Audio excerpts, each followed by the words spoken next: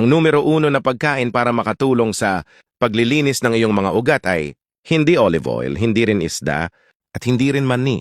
Maraming tao ang naniniwala na sapat na ang pagkain ng healthy fats para manatiling malinis ang arteries. Pero may isang pagkain na mas higit pa ang nagagawa.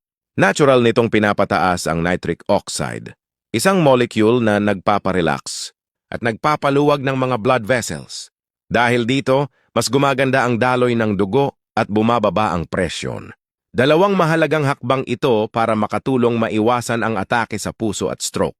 Mayaman din ito sa antioxidants na tinatawag na betalains na lumalaban sa pamamaga at tumutulong pigilan ang pagdikit ng bad cholesterol sa pader ng mga ugat. Ibig sabihin, mas kaunting plaque at mas maayos na daloy ng dugo. Kapag regular itong kinakain, maaari pa nitong matulungan bawasan ang maagang pagbuo ng plaque.